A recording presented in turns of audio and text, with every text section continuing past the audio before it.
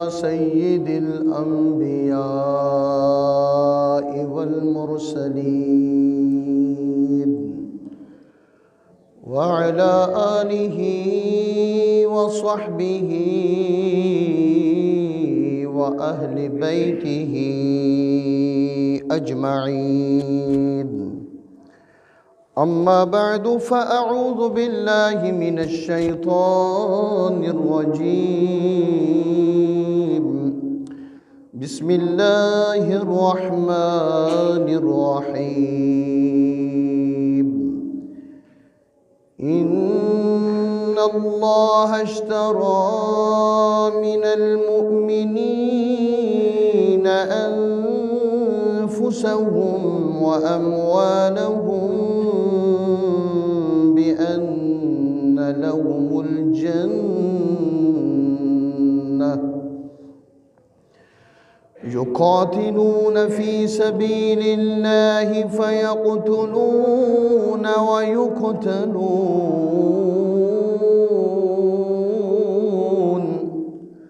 وعدا عليه حقا في التوراة والإنجيل والقرآن ومن أوفى بعهده من الله فاستبشروا ببيعكم الذي بايعتم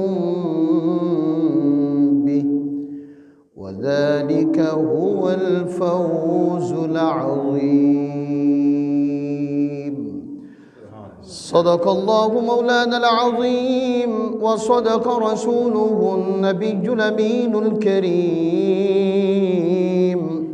ونحن على ذلك لمن الشاهدين والشاكرين والحمد لله رب العالمين ما إن مدحت محمدا بمقالتي لكن مدحت مقالتي بمحمد ہزار بار بشویم دہن سے مشک و گلاب ہنوز نام تو گفتند کمال بے ادبیست یک جاچ کند سادیے مسکین کے دو صد جاں یک جاچ کند سادیے مسکین کے دو صد جاں سازیم فدائے سگے دربان محمد صلی اللہ تعالی علیہ وآلہ وبارک وسلم۔ اللہ تبارک و تعالیٰ کی بے حد و بے حساب حمد و ثنا کے بعد کروڑہ مرتبہ درود و سلام کے نذرانوں کے بعد عزیزان محترم، پچھلے جمعۃ المبارک پر میری حاضری حضور قبلہ سیدی و سندی سلطان العارفین شیخ المشائخ جدی و ابی حضرت سیدنا محمد حامد اللہ غریب نواز رحمۃ اللہ تعالی علیہ آپ کے اول مصلی پر حاضری تھی، تو وہاں جمعہ کی ادائیگی کا شرف حاصل ہوا، تو آج پھر آپ کی خدمت میں حاضر ہونے کا اللہ پاک نے موقع عطا فرمایا۔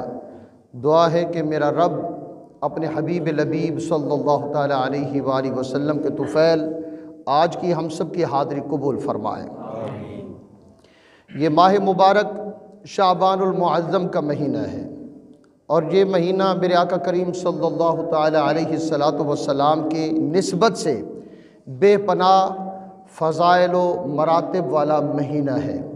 اس مہینے میں 3 شعبان کو شہزادہ رسول جگر گوشہ مرتضیٰ و سیدہ بطول حضرت سیدنا امام حسین شہید کربلا اور شاہ سوار کربلا، شاہ سوار دوش مصطفیٰ صلی اللہ تعالیٰ علیہ وسلم، حضرت سیدنا امام حسین علیہ السلام کا یوم ولادت بھی ہے۔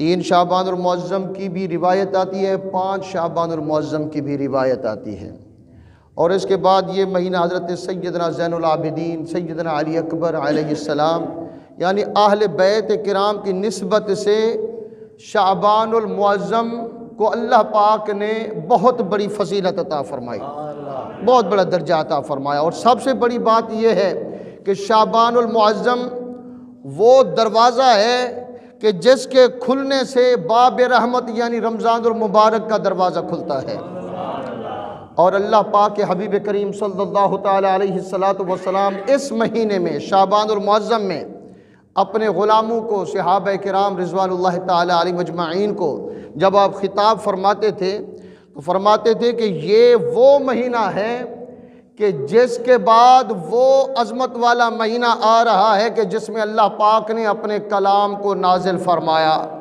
قرآن پاک کو نازل فرمایا، اور میری امت پر ساری جنت کے دروازوں کو کھول دیتا ہے، جہنم کے دروازے بند ہو جاتے ہیں، اور شیاطین کو پکڑ کر قید میں رکھ کر ان کو جیسے نیل اور ہتھ کڑیاں لگا دی جاتی ہیں، زنجیروں میں باندھ دیا جاتا ہے۔ یہ وہ مہینہ شعبان معظم اس مہینے کی خوشخبری دینے والا قاصد بن کر آتا ہے۔ اور رمضان المبارک کے بعد میرے آقا کریم صلی اللہ تعالیٰ علیہ السلام سب سے زیادہ روزے شعبان المعظم میں آپ رکھتے تھے۔ عزیزان محترم، آیت کریمہ آپ کے سامنے تلاوت کی ہے۔ اللہ پاک نے اپنے محبوب کے غلاموں کی شان بڑی نرالی بیان فرمائی ہے۔ اللہ پاک نے اتنا اختیار، اتنی محبت کہ اپنے انبیاء سے بھی بڑھ کر، یہ بات میری غور سے سنیں، آدم علیہ السلام سے لے کر عیسیٰ علیہ السلام تک ہر نبی کا درجہ اللہ پاک کے ہاں مختلف مراتب کے ہاں موجود ہے۔ نبوت وہ منصب ہے جو ہر منصب سے اعلیٰ منصب ہے، نبی کی کوئی برابری نہیں کر سکتا، نبی کی کوئی مثل نہیں ہو سکتی، لیکن اللہ پاک نے اپنے محبوب کے غلاموں سے، محبوب کے پیاروں سے وہ محبت فرمائی کہ قیامت والے دن جب انبیاء میرے محبوب کی امت کے صلحاء کو دیکھیں گے، اولیاء کو دیکھیں گے، تو انبیاء بھی رشک کریں گے کہ یارو یہ کون سی جماعت آ رہی ہے کہ جس کی محشر میں اتنی عزت ہے۔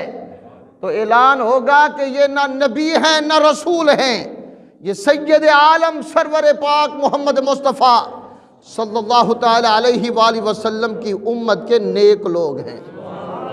وہ مقام ہوگا، اور کیوں نہ ہو، کافی روایت کے ساتھ یہ حدیث مختلف جگہوں پر روایت کی گئی ہے کہ سیدنا موسیٰ علیہ السلام خود اپنے رب کی بارگاہ میں، مولا کریم کی بارگاہ میں عرض کرتے ہیں کہ مولا، میں نے تورات میں ایک امت کا ذکر پڑھا ہے کہ جو جتنے گناہ کرے گی لیکن آخری سانس تک اس کے لیے توبہ کا دروازہ کھلا رہے گا، مرنے سے پہلے توبہ کرے گا بخشا جائے گا۔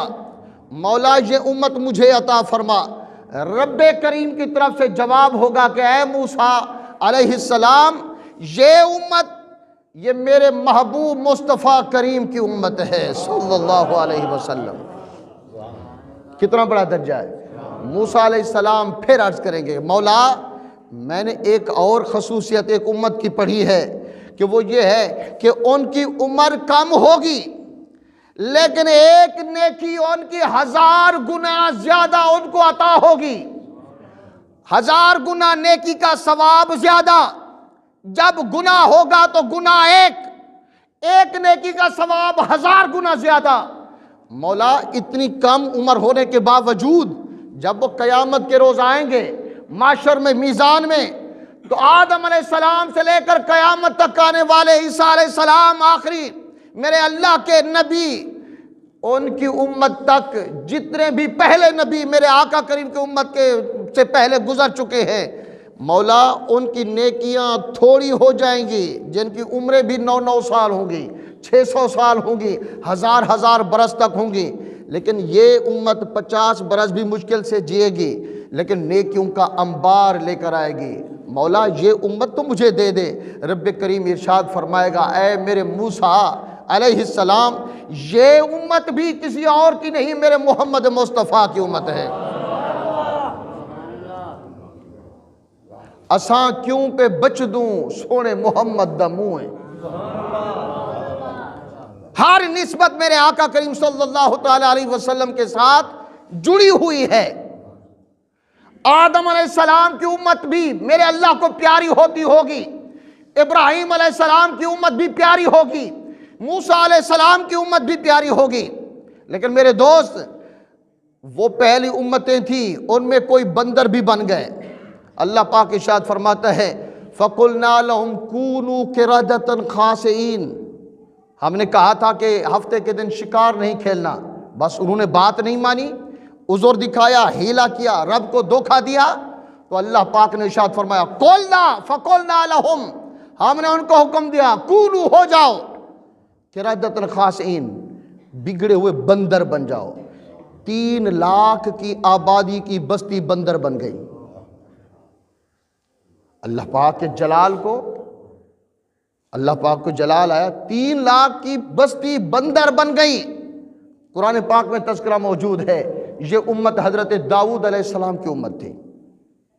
موسیٰ علیہ السلام کی امت پر 9 عذاب نازل ہوئے، فَأَرْسَلْنَا عَلَيْهِمُ الطُّوفَانَ وَالْجَرَادَ وَالْقُمَّلَ وَالضَّفَادِعَ وَالدَّمَ، یہ سارے عذاب موسیٰ علیہ السلام کی امت پہ نازل ہوئے۔ اور سب سے بڑھ کر یہ کہ اگر کوئی بغیر توبہ کے مر جاتا، نہ اس کو کفن دینے کی اجازت تھی، نہ دفن کرنے کی اجازت تھی۔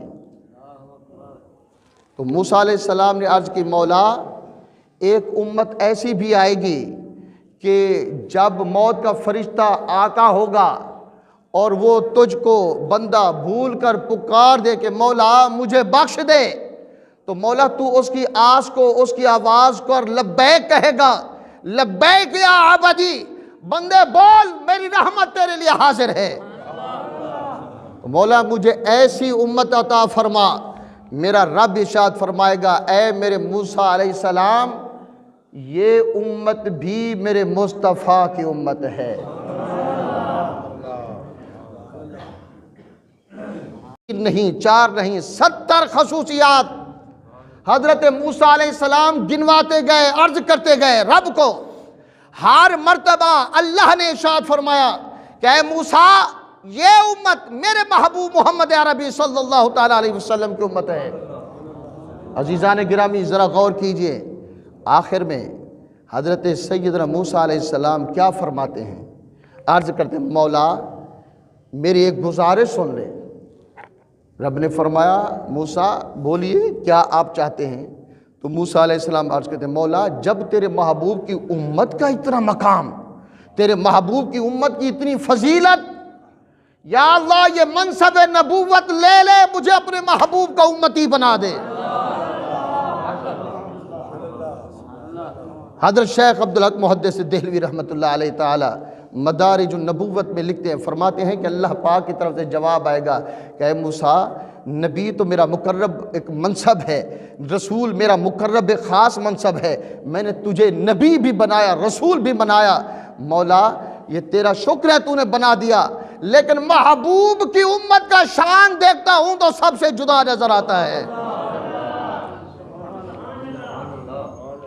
میرے دوست قیامت جب ہوگی تو پتہ چلے گا، جب قیامت ہوگی اللہ کی قسم میرے آقا کریم کا دامن رحمت اتنا وسیع ہوگا شرق سے غرب تک کہ میرے آقا کریم کے دامن میں گناہگار چھپتے چلے جائیں گے، گناہگار آ کے چھپ جائیں گے۔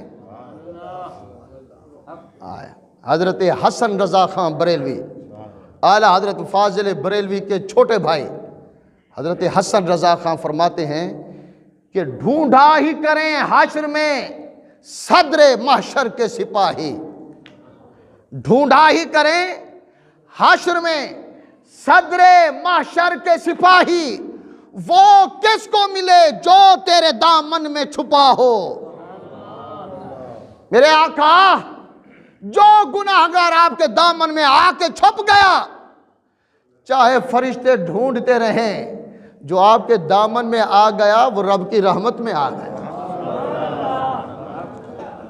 یہاں پر دیکھیے تشبیہ، دیکھیے حضرت حسن رضا خان بریلوی رحمت اللہ علیہ نے کیا خوب تشبیہ دی، ڈھونڈا ہی کریں حشر میں صدر محشر کے سپاہی، یعنی کہ جو قیامت کا جو منصب ہے، مالک روز و جزا ہے، مالک یوم الدین ہے، رب کی ذات ہے، سارا حکم اسی کا چلے گا۔ جب سارا حکم اللہ کا ہوگا تو گناہگاروں کو کون پناہ دے گا؟ جب رب قہار کی صفت میں، جبار کی صفت میں، ذو البطش الشدید کی صفت میں میرا رب جب ظہور فرمائے گا تو گناہگاروں کا ٹھکانہ کہاں ہوگا؟ تو رب نے فرمایا بے شک میں قہار بھی ہوں گا، میں قیامت کے دن جبار بھی ہوں گا، میں قیامت کے دن اپنے ہر صفت میں ظاہر ہوں گا، لیکن گناہگاروں گھبراؤ نہیں، میرے محبوب کا دامن میں نے تمہارے لیے بنایا ہے، جس کو بچنا ہے آئے میرے محبوب کے دامن میں چھپ جائے۔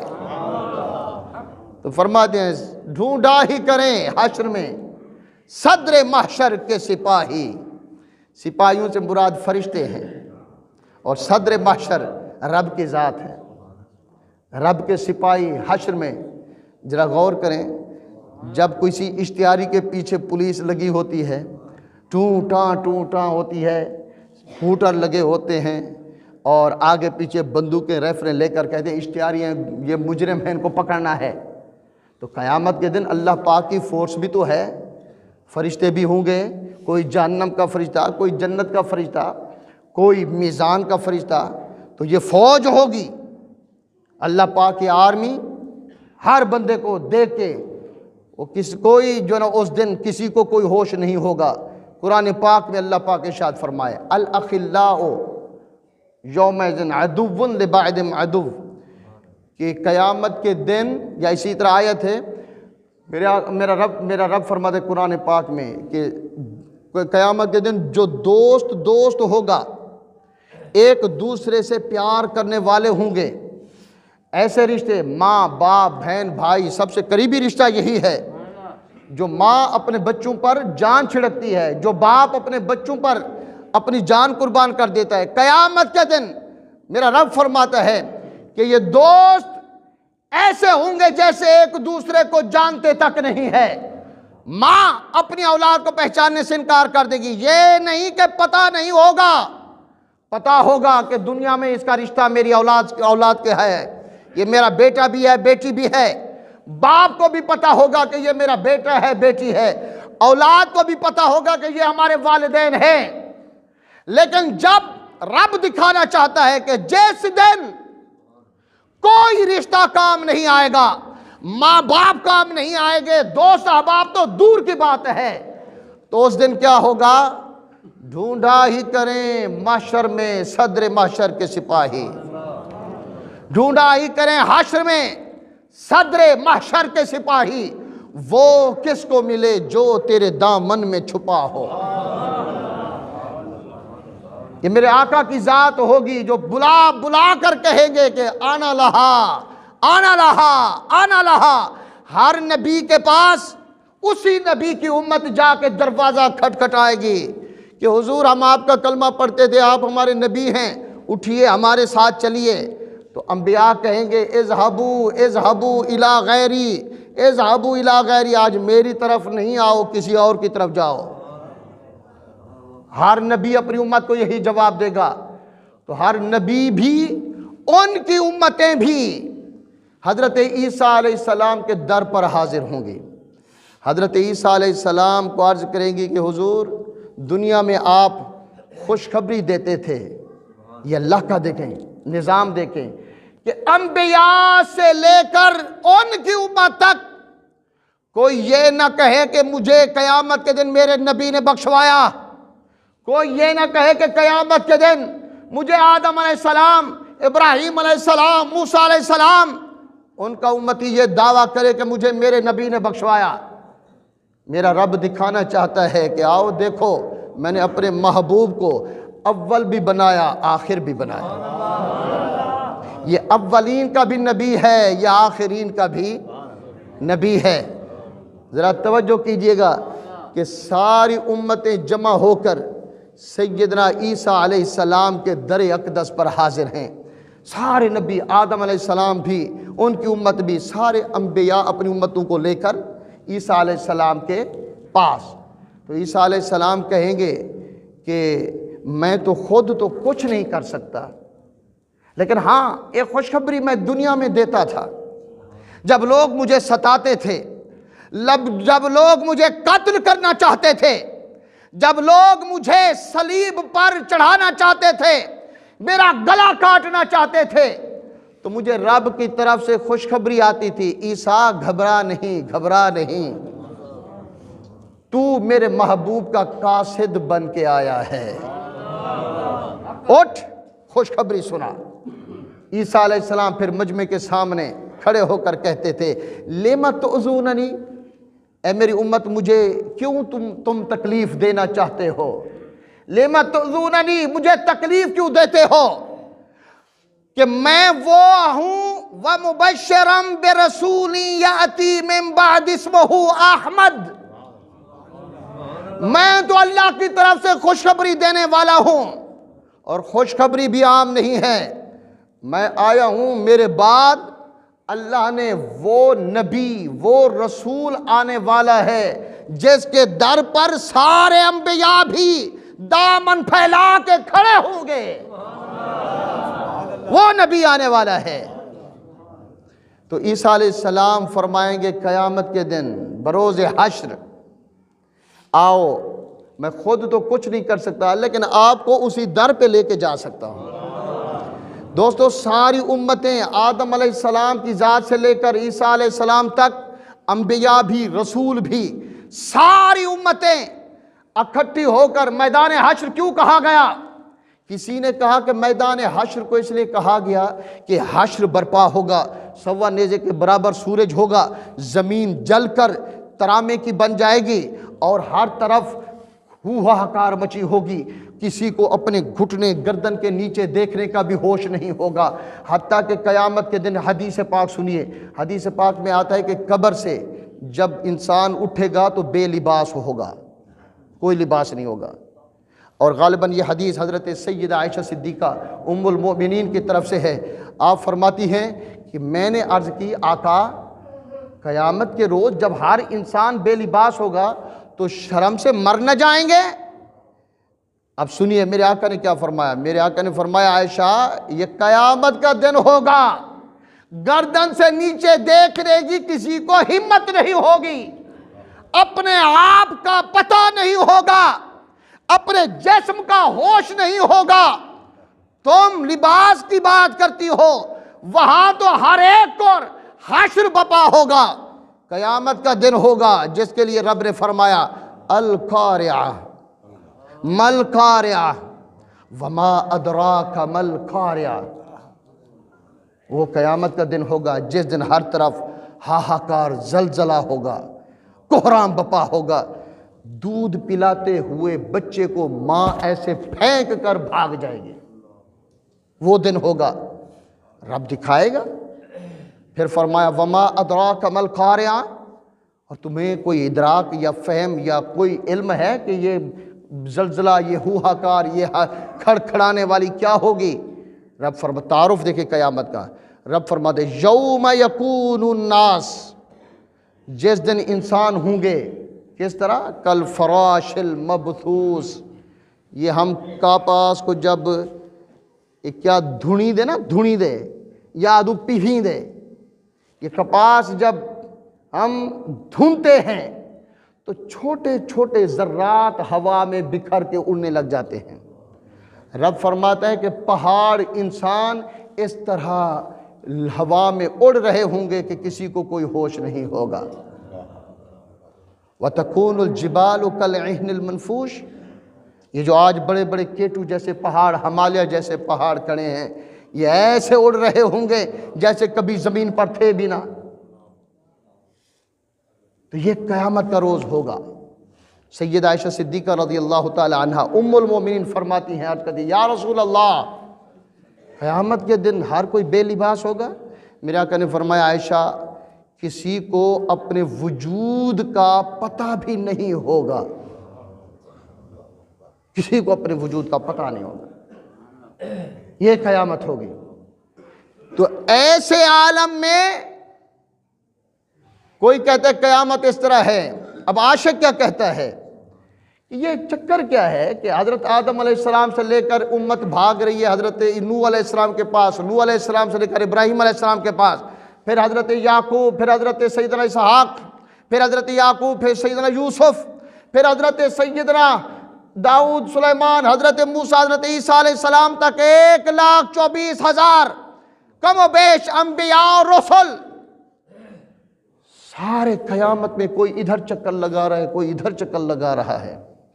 حج کا موقع دیکھا ہے آپ نے کبھی؟ حج کے اوپر جو حاجی حج کرنے گئے ہیں نا، اب تو حج کی بڑی سہولت ہو گئی ہے، تو حاجی جب کوئی گم ہو جاتا ہے نا مینا میں یا عرفات میں، پہلے ملتے نہیں تھے، کوئی کارڈ نہیں ہوتا تھا، کچھ بھی نہیں ہوتا تھا، سادے دور ہوتے تھے، تو حج بھول جاتا تھا، پاگلوں کی طرح، دیوانوں کی طرح حاجی کبھی ادھر جا رہا ہے، کبھی ادھر جا رہا ہے، لاکھوں انسانوں کا ہجوم، اس میں اس کو اپنا کوئی مل نہیں رہا۔ تو قیامت کے روز کو آپ ذرا توجہ سے اپنے دل میں ذرا ایک لمحے کے لیے خیال کر کے ذرا محسوس کریں کہ قیامت قائم ہے، میں قیامت میں کھڑا ہوں، نہ میرا باپ مجھے پہچانتا ہے، نہ میری ماں مجھے پہچانتی ہے، ایسے میں دوست کسی کام کے نہیں، تو نہ کوئی بخشش کا چارہ، اللہ کی طرف جانے کی ہمت کسی کو نہیں، عام بندے کا تو سوال ہی پیدا نہیں، انبیاء بھی تھر تھر کانپ رہے ہوں گے۔ کسی شاعر نے کیا کہا ہر نظر کانپ اٹھے گی محشر کے دن، ہر نظر کانپ اٹھے گی محشر کے دن، خوف سے ہر کلیجہ دہل جائے گا۔ یہ قیامت کا منظر ہوگا، ہر نظر کانپ اٹھے گی محشر کے دن، خوف سے ہر کلیجہ دہل جائے گا، اور اوڑھ کر کالی کملی وہ آ جائیں گے، حشر کا سارا نقشہ بدل جائے گا۔ عاشق کیا کہتا ہے؟ عاشق کا کہنا ذرا سنیے، یہ محبت کی بات ہے، میں ایسے نہیں سناؤں گا، اپنے دل کھول کر سنیں۔ عاشق کہتا ہے جب تک محبوب نہ ملا تھا ہر کوئی تھر تھر کانپ رہا تھا، جب تک محبوب کا وصال، محبوب کا ملنا نہ تھا ہر کوئی خوف سے دہل رہا تھا۔ قیامت میں جب سامنے آقا تشریف لا رہے ہوں گے، پھر قیامت نہ رہے گی، عید کا دن بن جائے گا، پھر قیامت نہیں رہے گی، پھر عید کا دن بن جائے گا، قیامت نہ رہے گی۔ عاشق اس منظر کو، قیامت پہلے ہے جب تک محبوب نہ ملے، وہ قیامت تھی آدم علیہ السلام کے پاس پہنچنا، وہاں سے عیسیٰ علیہ السلام تک پہنچنا، ہر طرف قیامت تھی، ہاہاکار تھی، ہوش نہیں تھا۔ جب قیامت میں آقا سامنے ہوں گے تو آدم علیہ السلام کا امتی بھی مسکرا کے تبسم کرائے گا کہ آج مجھے کوئی بچانے والا آ گیا ہے۔ تو میری محبوب کی امت کے ہم جیسے گناہگار اچھلتے کودتے رقص کرتے، ہم تو کہیں گے میرے آقا ہیں۔ تو یہی تو ہمارا قیامت کے دن حضور پر فخر ہے، ہمارا فخر غرور تکبر حضور کی ذات پر ہے کہ دنیا میں بھی ہم بچے ہوئے ہیں تو سرکار کی ذات کی وجہ سے۔ قیامت کا دن ہوگا تو اللہ کی قسم قیامت پہلے ہے جب تک سرکار ملے نہ تھے، جب آقا مل گئے تو کیا کہتے ہیں، ڈھونڈا ہی کریں حشر میں صدر معاشر کے سپاہی، گناہگار بھاگ بھاگ کے آقا کریم کے دامن میں چھپیں گے۔ اب جب محبوب کو ساری اللہ پاک شفاعت کی کنجیاں عطا فرمائے، میرے مصطفیٰ یہ لے، یہ شفاعت کی کنجی ہے۔ شفاعت جانتے ہیں کیا ہے؟ ٹائم کیا تھی کسی؟ اچھا حالی ٹپائی بیٹو تھوڑا 10 منٹ تک کریں 10 منٹ تھی انہوں نے ڈیسیجن۔ شفاعت ہم صلاۃ و سلام پڑھتے ہیں، میرے ساتھ مل کے پڑھیے، الصلاۃ والسلام علیک یا رسول اللہ۔ یارو درود ہے ایسے پڑھو جیسے ہم محشر میں کھڑے ہیں، بچنے کا کوئی سہارا نہیں ہے، میرے آقا کے دروازہ سامنے ہے، تو وہاں جا کے کیا کہیں گے؟ یہی درود و سلام بھیجیں گے۔ میرے آقا درود و سلام سن کر اپنی امت کے لیے آئیں گے، تو اس لیے درود و سلام پڑھا کرو۔ درود پڑھتے ہو ثواب ملتا ہے، سلام بھیجو تاکہ میرے آقا کی طرف سے جواب ملتا ہے۔ اس لیے اللہ پاک نے فرمایا ان اللہ و ملائکتہ یصلون علی النبی، اے بے شک اللہ اور اس کے سارے فرشتے درود بھیجتے ہیں، رحمت بھیجتے ہیں میں اپنے نبی پر۔ یا ایھا الذین آمنوا، وہاں پر صرف درود ہے، اب ایمان والوں پر کیا حکم ہے؟ یا ایھا الذین آمنوا، اے ایمان والو غور سے سنو، تمہارے اوپر 2 ڈیوٹیاں رب لگا رہا ہے۔ پہلی ڈیوٹی صلو، درود بھی پڑھو، وسلموا، سلام بھی بھیجو۔ اب غور سے سنیے، صلو پڑھو درود، وسلموا تسلیما، رب فرماتے ہیں درود پڑھتے رہو لیکن سلام کثرت سے کیا کرو۔ سلام کی تھوڑ نہیں ہونی چاہیے، سلام کی کمی نہیں ہونی چاہیے۔ کیوں؟ اس لیے کہ میرے محبوب پر میں نے ساری حیات قربان کر دی، ساری زندگی ساری حیات میرے آقا کی غلام۔ میرے دوست، ہر پیدا ہونے والی چیز میرے آقا کی غلام ہے، ہر پیدا ہونے والی چیز۔ رب نے جس چیز کو تخلیق فرمایا میرے آقا کے وسیلے سے، میرے آقا کے چہرے وضحا کے تصدق پیدا فرمایا۔ میرے آقا اس کائنات کی وجہ تخلیق ہیں، اس کائنات کی سب سے بڑی ریزن آف کریشن جو اس کائنات کی ہے وہ میرے آقا کی ذات ہیں۔ ہم اور آپ انسان ہیں، اللہ پاک کسی انسان کو انسان نہ بناتا، گدھا، کتا، بھیڑ، بکری، جانور بناتا، کوئی کسی کا زور تھا؟ جو بناتا چاہتا۔ لیکن کتنے خوش بخت ہیں کہ اللہ نے انسان بھی بنایا، اپنے محبوب کا غلام بھی بنایا۔ اس احسان کا بدلہ کوئی نہیں۔ اسی احسان پر رب کیا کہتا ہے؟ فرماتا ہے اللہ پاک جو تمہارے لیے جو میرے محبوب کی وجہ سے احسان ہوا اس کا تقاضا یہ ہے کہ درود بھی بھیجو، وسلموا تسلیما، سلام کی کثرت کرو، سلام اتنا بھیجو کہ تم پڑھتے رہو، میرا محبوب تمہارا سلام سنے، مسکرا کر تمہیں جواب دیتا رہے۔ رب فرماتے درود پڑھو گے ثواب میری طرف سے آئے گا، ثواب میری طرف سے آئے گا۔ درود پڑھا ثواب اللہ کی طرف سے، درود پڑھا اللہ نے جنت میں درجات بلند فرما دیے، درود پڑھا گناہ بخش دیے، درود پڑھا رزق کے دروازے کھول دیے۔ درود پڑھتے جاؤ، رب انعام کرتا جائے گا۔ اب اللہ کیا فرما دیں؟ اب تیرا کام یہ ہے کہ تو سلام کثرت سے کر، کہ ساری نعمتیں ایک طرف، میرے محبوب کا تیری طرف مسکرا کے جواب دینا، ساری نعمتیں قربان ہیں، ساری نعمتیں قربان ہیں۔ اس لیے اللہ نے فرمایا صرف درود پاک ہمیں حکم نہیں ہے، تو میں عرض کر رہا تھا اللہ پاک نے ارشاد فرمایا صلو علیہ وسلموا تسلیما، تو ہم درود پڑھتے ہیں نا، الصلاۃ والسلام علیک یا رسول اللہ۔ یار اتنی محبت نال تو پڑھو جو قیامت لی درود صدقے آپ بخشے ونجو۔ جیڑا ہون سنو، جیڑا اے جے طریقے نال درود پڑھ سے، میں ای ممبر تے بیٹھے دعا منگدا اللہ سے ہی درود پاک اتنی محبت نال جیڑا پڑھدا بیٹھے، قیامت والے دن میرے آقا دا رخ انوار ہون دی طرف پھیر دے۔ حالانکہ میں گناہگاری دعا کرن دا حق ہی نہیں رکھیں دا، لیکن میں دا تسارے اندر درود دی محبت پیدا تھی وے اجرا گھوٹ گھوٹ تے مریض کڈیج تے کیا زندہ پڑا جی میں پھٹی چرکار اوکھی چل دیئے دھکے دے دے دے تے اوکھی چل دیئے اوہ درود پڑھیا تو کیا پڑھیا؟ درود ہو بروز حشر میرے اس یقین کی لاج رکھ لینا، آقا جب قیامت کا دن ہو میرا یقین کیا ہے؟ بروز حشر میرے اس یقین کی لاج رکھ لینا، تمہارا ہوں تمہارا ہوں تمہارا یا رسول اللہ۔ اگر میں آپ کا غلام ہوں، میں آپ کا غلام ہوں، تو میرے آقا کریم صلی اللہ تعالیٰ علیہ وسلم کہ آپ کے نہ ملنے سے پہلے قیامت تھی، میرے آقا جب مل گئے تو پھر قیامت قیامت نہیں رہی، عید کا دن بن گئی۔ کسی عاشق نے کیا خوب کہا، کہتے ہیں فقط اب پہلے وہ منظر تھا قیامت کا منظر کہ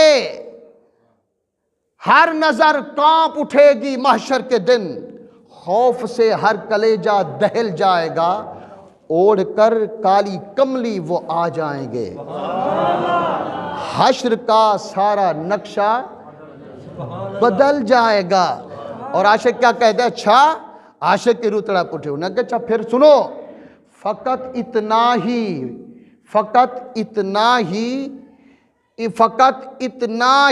مقصد ہے انعقاد بزم محشر کا۔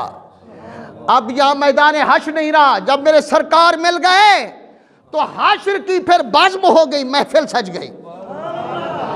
حشر کے دن کو بزم محشر کہا کہ بزم شادی میں ہوتی ہے، خوشی کی تقریب کو کہتے ہیں۔ فقط اتنا ہی مقصد ہے انعقاد بزم محشر کا، کیا کہ ان کی شان دل ربائی سب کو دکھائی جائے گی۔ رب آدم علیہ السلام سے لے کر ایک ایک انسان کو اکٹھا کر کے حشر میں لائے گا کہ دیکھو آج آنکھیں کھول کے دیکھو کہ یہ میرا محمد مصطفیٰ ہے۔ ورنہ حشر تو اللہ ایک منٹ میں بپا کر کے ختم کر کے جنت کو جنت والوں کو جنت میں، دوزخ والوں کو دوزخ میں، پھر یہ کیا چکر ہے؟ کبھی ادھر کبھی ادھر کبھی ادھر کبھی ادھر۔ رب فرماتے ہیں ذرا بھاگو دوڑو دیکھو کہ آج اگر میں اپنا محبوب تمہیں نہ دیتا تو تمہارا حشر کیا ہوتا۔ یہ جیس کے آنے سے حشر کا میدان آج عید کا دن بن گیا ہے، تو یہ رخ والضحیٰ کا تصدق ہے۔ میرے دوست، ہم کہتے ہیں نا شفیع المذنبین، الصلاۃ والسلام علیک یا، بولیے یا شفیع المذنبین۔ آپ کو پتہ ہے کہ شفیع کس کو کہتے ہیں؟ بس یہ بات کر کے میں اپنی بات ختم کرتا ہوں، سمجھانے کے لیے عرض کر رہا ہوں۔ ہم دعا تو کرتے ہیں، درود بھی بیتے ہیں، یا شفیع المذنبین، اے گنہگاروں کی شفاعت کرنے والے۔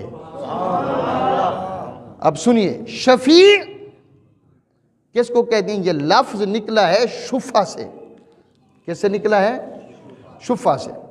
ابھی کچھ عرصہ پہلے پاکستان میں قانون تھا کہ اگر کوئی اپنی زمین بیچنا چاہتا تو وہ زمین اگر کسی کو زیادہ اس کو حق رکھتا تھا کہ اس کو زمین کو میں خرید کروں، تو وہ جا کر دعویٰ دائر کرتا تھا، اس دعوے کو کہتے تھے شفع۔ اسی شفع کرا ہے، شفع ہو جاتا ہے۔ وہ دعویٰ لکھنے والا لکھتا تھا کہ یہ بندہ فلاں زمین بیچ رہا ہے، حالانکہ اس کے شفع کا، اس کو اپنے پاس رکھنے کا حق، یعنی کہ شفع کا حق مجھے ہے۔ اس کا حقدار اس کو، جس کو وہ بیچ رہا ہے وہ نہیں۔ میں اس زمین کا شفیع میں ہوں، میں شفع کرنے والا ہوں، اس کا حقدار میں ہوں۔ میرے دوست سمجھ گئے؟ اب آئیے، جب قیامت کا دن ہوگا، امت دیکھیے، بخشش میں آپ کو بتا رہا ہوں، ہماری نماز ہو، ہماری زکوٰۃ ہو، ہمارا حج ہو، جتنی عبادات ہیں ان کا فائدہ ضرور ہے، لیکن فائدہ بخشش ہونے کے بعد ہے۔ سمجھ آ گئی؟ فائدہ بخشش ہونے کے بعد ہے۔ بخشش کا معیار کیا ہے؟ بس یہ سمجھ لیجئے، بخشش میرے آقا کی نگاہ کرم کا نام ہے۔ پڑ گئی جس پہ محشر میں بخشا گیا، پڑ گئی جس پہ محشر میں بخشا گیا، جس پر محشر میں نگاہ پڑ گئی وہ بخشے جائیں گے۔ نماز کا، زکوٰۃ کا حساب تو بعد میں ہوگا، پہلے بخشش نگاہ مصطفیٰ کی طرف دیکھ رہی ہوگی کہ آقا کس کی طرف دیکھتے ہیں۔ سنیے، جب جہنم والوں کو، گناہ گاروں کو جہنم کی طرف دھکیلا جا رہا ہوگا تو میرے آقا کریم صلی اللہ تعالیٰ علیہ وسلم، آخری باتیں ہیں ذرا غور سے سن لیجئے، میں اجازت چاہوں گا۔ میرے آقا کبھی پل صراط کے سرے کو پکڑ کے کھڑے ہوں گے، رب کی بارگاہ میں دعا کر رہے ہوں گے، اللہم رب سلم امتی، مولا میری امت کو سلامت فرما۔ اب میں ایک ایک بات کی تشریح کرتا رہوں تو خدا کی قسم اگلا جمعہ آ جائے گا۔ اعلیٰ حضرت فرماتے ہیں کہ رضا پل سے اب وجد کرتے گزریے، وہ پل جس کے نیچے گرا تو سیدھا جہنم میں، جس کے نیچے سانپ پہاڑ آگ کے شعلے بلند ہوں گے۔ اعلیٰ حضرت فرماتے ہیں ہر کوئی کانپ کانپ کر، تھر تھر کانپ کر گزر رہا ہوگا، جس طرح مولوی بھی کہتے ہیں، علماء بھی کہتے ہیں کہ تلوار سے تیکھی ہوگی، تیز ہوگی، بال سے پتلی ہوگی۔ ایک جٹ بیٹھا ہوا کہ سونا سیدھی گال کرو، تائیں اسا کو ٹپن نہیں دیونا، تیری پل صراط جڑی ہے اسا کو تا نہیں ٹپن دینا تو قیامت میں پل صراط بڑی اوکھی جگہ ہے، بڑی سخت جگہ ہے۔ لیکن اعلیٰ حضرت کیا فرماتے ہیں؟ رضا پل سے اب وجد کرتے گزریے۔ وجد کہتے ہیں بندہ عالم مدہوشی میں آ جائے، رقص کرتا جائے، اپنا ہوش نہ رہے۔ اس طرح فرماتے ہیں رضا پل سے اب وجد کرتے گزریے، کیوں کہ ہے رب سلم صدائے محمد، کہ ہمارا کوئی کمال نہیں، میرے آقا کی زبان سے الفاظ جاری ہیں، اللہم رب سلم امتی، مولا میری امت پل صراط سے گزر رہی ہے، مولا میری امت کو سلامتی عطا فرما۔ فرما دیں رحمت دونوں طرف سے صاحبان بن جائے گی۔ محبوب کی زبان پر سلم سلم امتی ہو، یہ ہو کیسے سکتا ہے کہ امتی گر کے دوزخ میں جا پڑے؟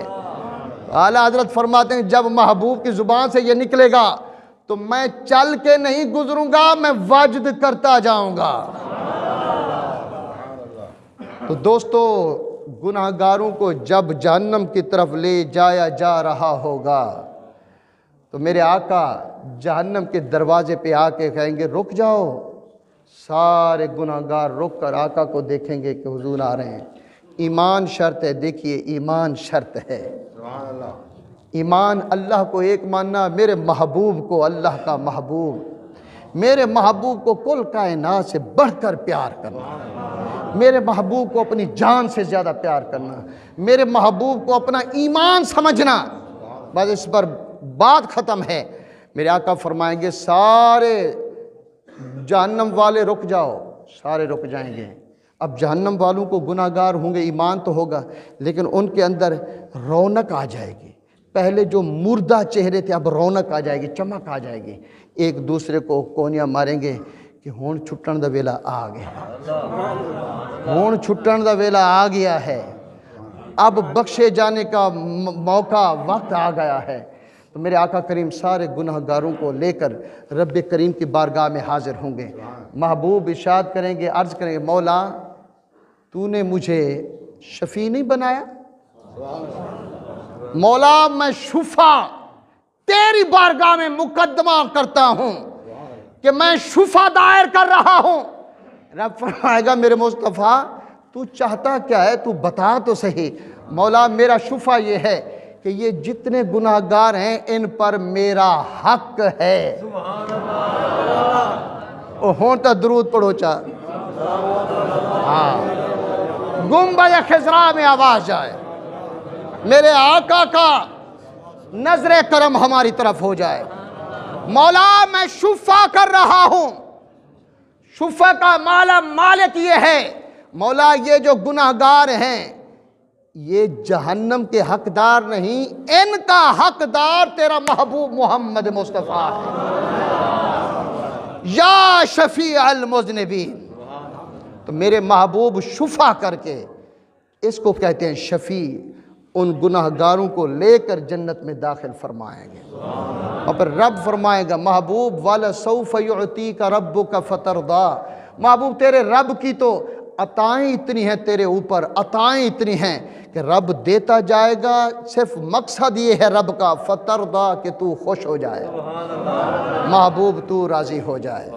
اللہ پاک ہمیں اپنے محبوب کریم صلی اللہ تعالیٰ علیہ وسلم کی محبت خاص عطا فرمائے۔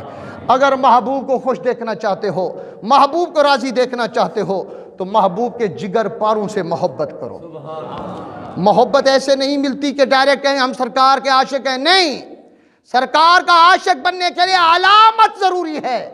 میرے آقا کریم نے منبر پہ کھڑے ہو کر ایک بازو میں امام حسن کو اٹھایا اور ایک بازو میں سیدنا امام حسین کو اٹھایا۔ اب منبر پہ کھڑے ہیں، یہ جو جمعہ کا خطبہ دیتے ہیں، یہ جمعہ کا خطبہ یہ بھی حسن و حسین کی وجہ سے دو خطبے بن گئے۔ میرے آقا خطبہ دینے کے لیے کھڑے ہوئے، مسجد میں دیکھا کہ سرخ جوڑے میں دونوں بھائی شہزادگان رسول، جگر گوشہ بطول سیدنا امام حسن امام حسین چلتے ہیں، قدم ڈگمگا جاتے ہیں۔ میرے آقا نے اپنے کسی غلام کو نہیں کہا، کسی صحابی کو نہیں کہا، منبر پر خطبہ دیتے ہوئے آپ نے خطبے کو روکا، روک کر منبر کو چھوڑ کر نیچے آئے۔ نہ حضرت بلال سے کہا، نہ حضرت رومی سے کہا، نہ حضرت سلمان الفارسی سے کہا، کسی غلام سے نہیں کہا۔ میرے آقا خود نیچے تشریف لائے اور دوڑ کر دونوں اپنے شہزادوں کو اپنے سینے سے لپٹا لیا۔ میں آپ کو راستہ بتا رہا ہوں کہ ایسے نہیں محبت ملتی، محبت کا طریقہ ڈھونڈو۔ میرے آقا منبر پہ لے کر اپنے شہزادوں کو لے کر منبر پہ آ کے بیٹھے، پہلا خطبہ ہوا، پھر سرکار بیٹھے۔ ایسے کبھی اپنے شہزادہ امام حسن کو پیار سے دیکھتے ہیں، کبھی شہزادہ امام حسین پاک کو دیکھتے ہیں، بیٹھ کر میرے آقا پھر کھڑے ہو گئے۔ اب دوسرا جو خطبہ تھا وہ اس میں کوئی ایسے احکام نہیں تھے، وہ خطبہ صرف اپنے لاڈلوں کی محبت کے بارے میں تھا۔ دوسرا خطبہ جو آج علماء دیتے ہیں، بیٹھنا یہ سیدنا امام حسن امام حسین کی وجہ سے ہے۔ میرے آقا پھر کھڑے ہوئے دوسرے خطبے میں، ایک بازو میں سیدنا امام حسن، دوسرے میں امام حسین۔ میرے آقا دوسرا خطبہ شروع کرتے ہیں، پھر دعا کرتے ہیں، ان کی تعریف کرتے کرتے دعا کرتے ہیں۔ دعا کیا ہے؟ غور سے سنیے، اللہم انی احبہما، اے اللہ میں ان دونوں سے محبت کرتا ہوں۔ توجہ، اے اللہ، اللہم انی احبہما، یہ دونوں میرے محبوب ہیں۔ یا اللہ میں تجھ سے دعا کرتا ہوں فَأَحِبَّهُمَا کہ تو بھی ان سے محبت فرما۔ پہلی دعا کہ میرے یہ محبوب ہیں، دوسری دعا اللہ کے محبوب فرماتے ہیں فَأَحِبَّهُمَا میرا رب پروردگار میرے ان شہزادوں سے لاڈلوں سے تو بھی محبت کر، ان کو تو بھی اپنا محبوب بنا۔ اللہ پاک انکار فرمائے گا؟ محبوب کے چشم ابرو کو دیکھ کر تو رب کعبہ بدل دیتا ہے۔ فَوَلِّ وَجْهَكَ شَطْرَ الْمَسْجِدِ الْحَرَامِ، محبوب تو رخ پھیر تو صحیح، رخ تیرا ہوگا کعبہ میرا ہوگا۔ ابرو کے رخ کو دیکھ کر رب کعبہ بدل دے تو جن کو اٹھا کر محبوب دعا کرے تو دعا رد ہوگی؟ سبحان اللہ۔ فَأَحِبَّهُمَا میرے مولا تو بھی ان سے محبت کر۔ اب میرے آقا نے جو تیسری دعا مانگی وہ تمہارے لیے، میرے لیے، اپنے ہر غلام کے لیے مانگی، اور قیامت تک آنے والے غلام کے لیے بخشش کا دروازہ دکھا دیا۔ پہلی دعا اللہم انی احبہما، مولا میں ان دونوں سے محبت کرتا ہوں، یہ دونوں میرے محبوب ہیں۔ فاحبہما، مولا تو بھی ان کو اپنا محبوب بنا، ان سے محبت کر۔ اب غور سے سنیے، اب میرے آقا دعا فرماتے ہیں فَأَحِبَّ مَن يُحِبَّهُمَا، مولا قیامت تک جو بھی میرے ان شہزادوں سے محبت کرے وہ تیرا محبوب بن جائے۔ فَأَحِبَّ مَن يُحِبَّهُمَا، قیامت تک جو بھی ان سے محبت کرے میرے محبوب، میرے پروردگار، وہ صرف تیرا بندہ نہ ہو بلکہ تیرا محبوب بن جائے۔ تو محبت کا، میرے آقا کی محبت پانے کا ایک ہی در ہے، در بطول ہے، در امام حسن مجتبی ہے، در حسین ہے، در مرتضیٰ ہے۔ اللہ پاک ہمیں بخشش عطا فرمائے۔ وآخر دعوانا ان الحمدللہ رب العالمین۔